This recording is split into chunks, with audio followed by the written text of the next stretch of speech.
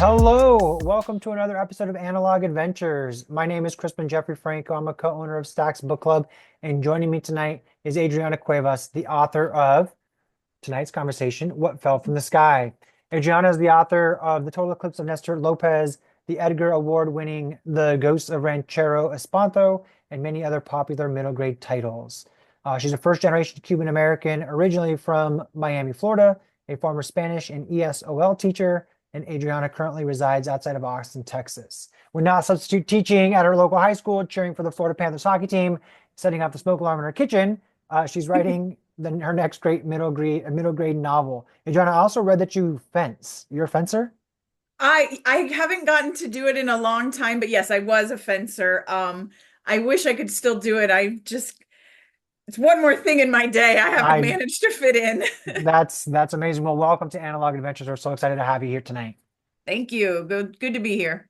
Awesome. Well, I so What Fell from the Sky is the book that we're mostly going to talk about tonight. But you're actually our first middle school or middle grade author that we've had on the show so far. So I want to talk middle grade Sure. stuff if you're up for it. I imagine that you started reading at a very young age. What were the middle grade novels that you remember really making an impact on you? Honestly, and I think for authors that are also my age, I'm 46. Middle grade didn't like exist in a large capacity when we were middle grade readers. So there were so many of us that jumped straight from like short chapter books right into adult. I was even just talking with some author friends over the weekend of how young and early a lot of us read Stephen King. Yeah. Because there wasn't a lot of middle grade. There was like I think the Babysitter's Club maybe, and that was like I think at some point like borders on YA. So yeah, I feel like I read a lot of adult literature growing up. I was a huge fan of Jack London as a kid growing up in Florida for some reason. Nice. And then I read a lot of Edgar Allan Poe, a ton. And I still actually have the illustrated anthology that I was super obsessed with growing up. It has all the feathered hair and the illustrations because it's from the From 80s. the But 80s. Yeah. yeah, no, I think I really didn't get super into middle grade until I decided to start writing it. And then I was, reading as much of it as I could. And yeah, so what was that decision like? Did you know middle grade like right from the start, or did you try other genres or other age ranges and middle grade was one that stuck? What was that journey like trying to kind of find your place? It wasn't difficult, and I attribute it to actually my teaching career. So I taught for 16 years and I taught English as a second language. And throughout my career, I worked with kindergarten all the way through 12th grade.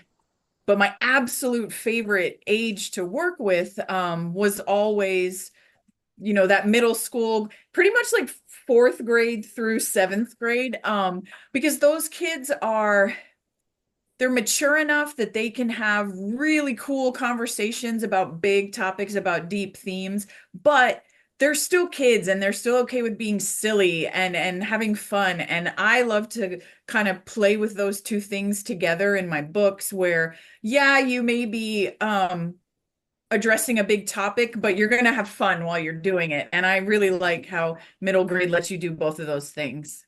Yeah, I love that. They're old enough to be thinking and to be like starting to like process and analyze what they're doing, but they're still young enough to believe in the magic and the fantasy. And so I think What Fell from the Sky blends those two things really nicely. Mhm. So as you're developing a new story, are you because you're reaching such a young audience and they're at the sort of like ideas forming in their brain stage of their life, or at least when they're the most open probably to new ideas. Are there specific messages? Are there themes that you're like specifically setting out to to help these kids understand or recognize or be exposed to, or is it just the story that comes and then the themes and the ideas kind of are secondary? I think whenever I'm kind of brainstorming a book, I'm not thinking about the theme. I'm thinking about the characters and the plot first. The theme tends to emerge in the story as I'm writing. And I'm usually surprised by it. Like, oh, that's what this story is like touching on or what it's about. And it usually comes from whatever I've decided my main character's internal arc is going to be. Because that emotional journey that they're on is usually because of, the themes that I'm trying to address in the book. But no, normally when I'm thinking of a story, I'm thinking of like an adventure or a problem I want a particular character to solve, or an adventure I want them to go on. Theme always comes later. Yeah, that's really cool. How has writing in the middle grade genre changed over the last couple years with more, I don't know what the right way to say it, more opinions on what can or can't be in school libraries, more opinions on, what books should be available and shouldn't be available. Have you found yourself changing the way that you structure stories? Is that irrelevant to you as the creator of the art, or like are those thoughts coming up at all, especially as an educator in Yeah. yeah. I mean, it's hard not to think of those issues. But then I realized that there's nothing I can do about it. There are people who don't want my books in their libraries, not because of anything particular that's in the book, but purely because of who I am Right, right. as a Latina author. And I found that when What Fell from the Sky came out. So, in my opinion, I might as well write exactly what I want to write because it doesn't matter the story. There are people who see the fact that it was written by a Latina and they're going to make assumptions about what I'm saying in my books. And so, yeah, I might as well just tell the story that I want to tell and the story that I want kids to enjoy and read. We saw, thankfully, in the past several years, an increase in representation in books, but now we're getting that pushback of just the rampant book banning that we're having. And so I'm hoping that it doesn't discourage publishers from acquiring more books by diverse populations because we need more of them, not less. Right, absolutely. Yeah, I wholeheartedly agree. It'll be interesting to see as I mean, we're seeing in other parts of industry, you know, corporations and businesses and even institutions of higher education at this point making decisions that are bottom line based when it comes to, diversity, equity, and inclusion and how they're approaching that from a workforce and a student perspective. Mhm. I hope that publishers stand firm on representation being critical to the stories that are coming out because I do feel like especially for young kids, especially, for young, black and brown kids, especially being able to see themselves as the lead character in a book or in a TV show or in a movie. It's so important. Um, so I do want to talk about What Fell from the Sky because I think this book is wonderful. It's like a mashup of E.T. and Stranger Things. I don't know if that's like too reductive or not, or if No, those are no, if those are it's a influences. good comparison. Yeah, so can you tell our listeners here a little bit about What Fell from the Sky? Yeah, so this is the story of Pineda, who is a bicultural Cuban American boy that's living in a small town in 1952 rural Texas. And he finds an alien in his barn, and he agrees to reunite Luisa with her family that she's been separated from. The only problem with that is that Pineda's town has been completely taken over by the military as they're conducting this exercise. And so that kind of makes it a little difficult to walk around with an alien in your town. And so I always like to tell students that part of that story is true, but it's not the alien part, much to their disappointment. As far as we know. Exactly. You never know. So, yeah, let's talk about Operation Longhorn. So this book is set during the Cold War, is that right? I During don't the know. Korean War, During the yeah, Korean War. 1952. Yeah. And so we have historical fiction, we have the alien components, we have like some sci-fi going on. How did you become aware Operation Longhorn is the actual Mm. real life event, right? That happened to this Texas town. How did you become aware of Operation Longhorn to begin with? So, my husband is kind of a history buff, much like my son and my dad was. And I think he's just shared an article with me, like, did you know this happened? And it was from a Texas newspaper. Um, And I read it and I thought, this is really interesting. And I feel like it's something that not a lot of people know about. And we only live like an hour and a half away from the town that this actually happened in. So I drove up to Lampasas, Texas, and visited their county museum and said, hey, I'd like to know more about Operation Longhorn, and because I'm writing a book about it. And they were amazing, the people at this museum. They crawled up in an attic and like were pulling down boxes that had all these newspapers. And I got to watch some videos with interviews of people who were alive in the town when this was happening. And so it was awesome. And it just got more and more interesting the more I learned about it. And so yeah, I knew that it was exactly the kind of potentially chaotic setting that I like to set my stories in. And so yeah, I knew it would make kind of a great backdrop for a story. Yeah, it's a great premise. When I like read the book and then got to like the authors at the end of the book and kind of started to learn more about like this was a real thing that happened to a real town and it, Yeah, and then it happened to another town in Louisiana after that. right. This idea of the government coming in and, basically playing war games with real citizens, like disrupting schools and businesses and all the things that are part of, daily life in order to practice this scenario. It feels dystopian, It although really does. it honestly doesn't seem that far-fetched today Yeah, to hear about, some sort of like positioning of threats outside the country happening again, yeah. and seeing that rolled back. So you mentioned Pineda, he's the main character of the story. He has just a classic, like quintessential ragtag group of friends that are with him throughout the book. So you have Junior, you have Ernesto, and you have Patsy, and the four of them really, along with Luisa, they are our protagonists in the story. It's their point of view that we're seeing for the most part. What was it like creating that group of characters? Honestly, it was really fun. I always joke with my agent that if I could write a book that only had secondary characters, I would love that because I love creating like the supporting cast each time that I'm writing a book. But this one was really fun because my husband's family, they are from Southwest Oklahoma, really, really tiny town. And I was just pulling from so much of the stories I've heard them tell over the years I've known them. And it really I joked with another author I was talking with that I basically in my head, my father-in-law was narrating this, but like that's whose voice I heard, that accent. And so yeah, it was just a lot of fun to create like a scrappy group of kids that were growing up at that time and really in a rural area.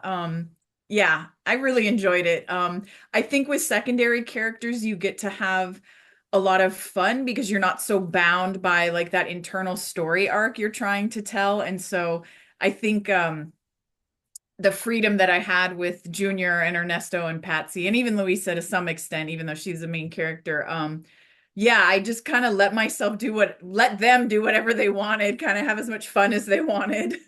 Yeah, you can feel that come off the page. At least I could. Yeah, it's fun with it feels like with the secondary character, you're not mired in as much character building as much as like they need to jump off the page for the handful of pages that they're there. And I feel like each one of the kids really brings something special to the book, and they feel like that sort of group that every kid wishes that they were a part of Yeah, when you're 9, 10, 11, 12 running around the streets of your small town, getting into trouble, or in this case, trying to stay out of trouble, maybe.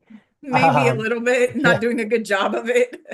So what was the decision behind adding Louisa to the context of this real story? So you sort of have like bookends of real events, right? We know that the military exercise actually happened. We don't know that the aliens actually landed, at least not that time.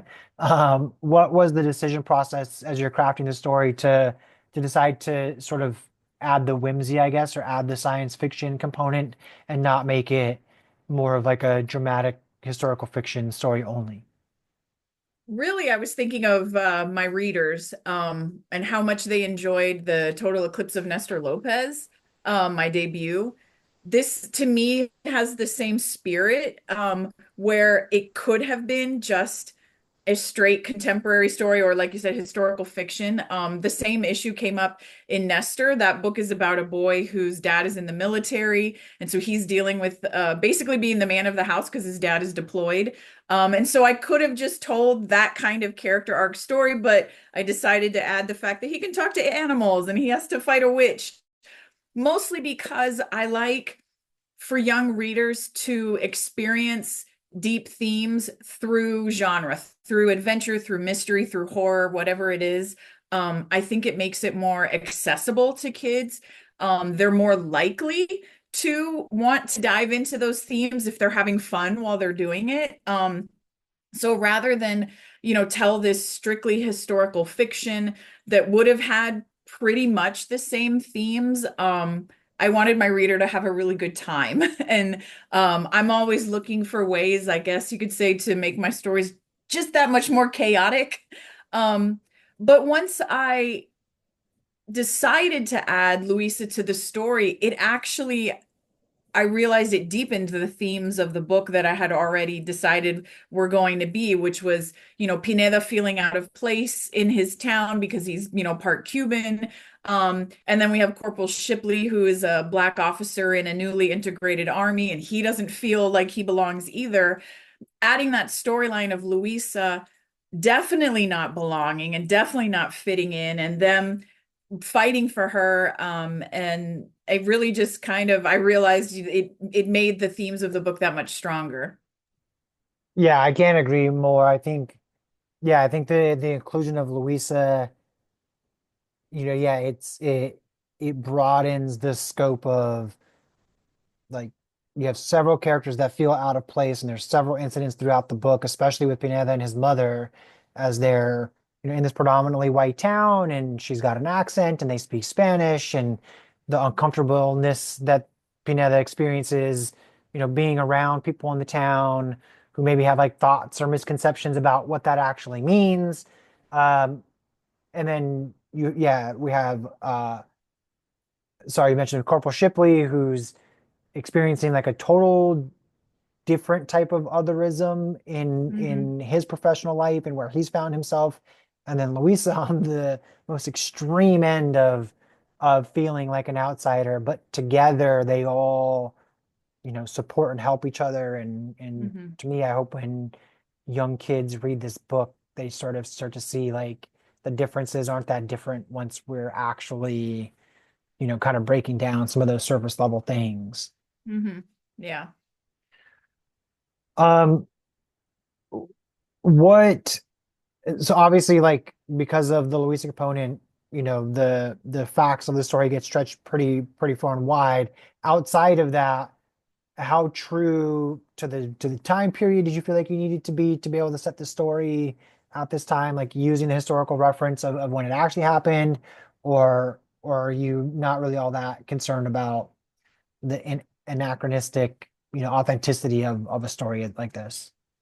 I think I tried to stick pretty close to the timeline of events for the military operation.